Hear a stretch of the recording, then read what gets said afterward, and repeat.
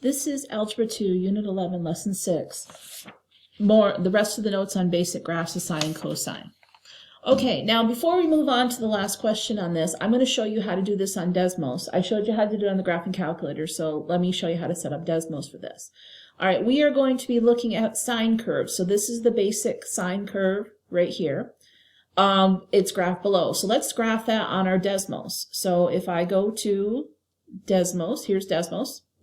All right, first of all, I have to set this up for Radian mode and with this. Now notice this is going 1, 2, 3, 4, 5. We don't want that. We want it in terms of pi radians. So if we go over to the graph settings of the wrench over here, press that. Notice it automatically defaults to Radian mode. All right, so what we want to do is we want to fix the x-axis. We don't want it to go from -10 to 10. We want it to go from -2 pi to 2 pi. All right, so all we have to do is click here and go down to your keyboard and put in -2 pi, use the pi key, and then to 2 pi over here. And we also want this to go into the quadrantal angles. So we, instead of going 1, 2, 3, 4, 5, we want this to go pi over 2, pi, 3 over 2 pi, and 2 pi. So we want to put over here in step, we want to put pi over 2, pi divided by 2. Now notice when you do that, when you click off of there, whoops, when you click off of there, you can now see that this is in Radian mode and it's also divided into quadrantal angles. So when we enter y equals sine x, y equals, go over to functions over here with trig, sine x, there's your graph. And that looks exactly like what's on the paper. And then you can zoom in or zoom out as you need to. Whoops, they're zoomed in a little bit. All right, so now that looks like what's on the paper. Here's 0, pi over 2, pi, 3 pi over 2, and then back to 2 pi. And you can zoom in or out as you need to. Okay, so now that we know that, let's work with our values. All right, we left off talking about amplitude. Amplitude is the height of the wave that goes for the sine and cosine functions. All right, now remember the pattern that happens with the quadrantal angles. What was the pattern for cosine? All right, for cosine of x, it started at 1, went to 0, went down to -1, back up to 0, and then back to 1. Now the pattern for sine, at 0, it starts at 0, goes to 1, then back to 0, then to -1, and then back to 0 as you go around the unit circle. And it also goes backwards for that. So 0, 1, 0, -1, 0. You can see it. So if you can remember this pattern for sine, sine starts at 0, then you can do this. So what changes is the amplitude. The amplitude is this value right here. That's called the amplitude. So what that's going to do is going to change the height of the wave by a factor of 2.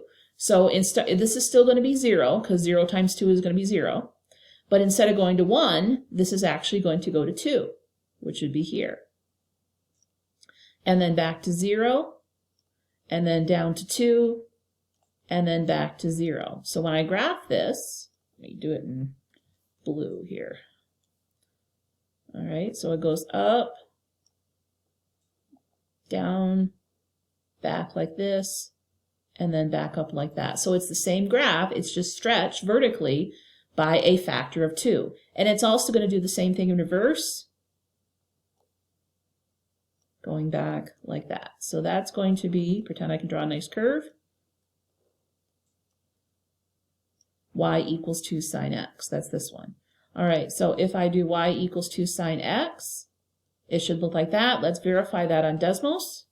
I'm going to go down here, y equals 2, function over here, sine x.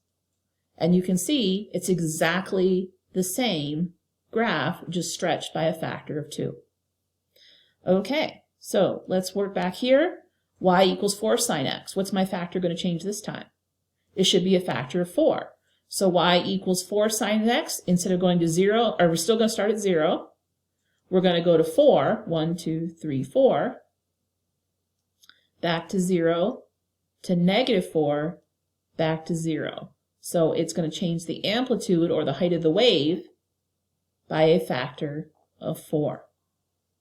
So instead of 1, 0, 1, 0, negative 1, 0, it's going to be 0, 4, 0, negative 4, 0. And it goes back in reverse the same way. 0, 4, and then 0.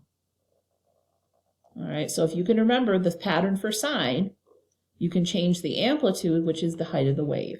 So the distance from here to here is going to be 4 now. That's called the amplitude. All right, so that's y equals 4 sine of x. Okay, so what about y equals negative 3 sine of x? Well, not only is the amplitude going to change to a factor of 3, what's the negative going to do? It's going to reflect it over the next x-axis. So instead of going from 0 to 3, we would go 0 to negative 3. All right, let me put that on here. Let me change the color. Let me do purple. All right, so 0, negative 3. I didn't change the color. There we go. Negative 3, 0, positive 3, and then back to 0. So it's going to flip it over the x-axis.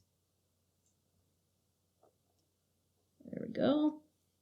And then it's going to do the same thing in reverse. So it's going to go 3, 0, negative 3, and then back to 0. So it's going to keep repeating its pattern over a period of 2 pi. There we go. So the pattern keeps repeating like that. All right, so if I put this in Desmos, oh, I didn't do y equals 4. Let's do that one too. Y equals, well, make it look like what it did before. 4 sine x. There's the green one. And then y equals negative 3 sine x. Okay, so there it goes. Let me zoom out a little bit so we can see this. There we go. And we can see the values right now.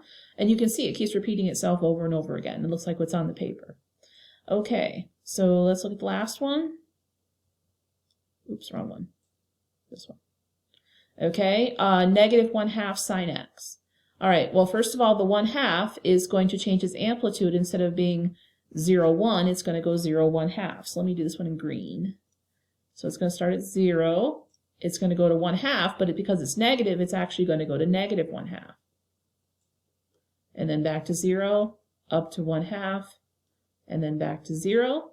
And in reverse, it's going to go 1/2, 0, negative 1/2, and then back to 0. So it looks like this. And again, you can do this in Desmos or your calculator. Just make sure it's in Radian mode and that your window is set exactly as you want. So let me do y equals negative 1/2. Y equals negative 1/2. Forward arrow sine of x.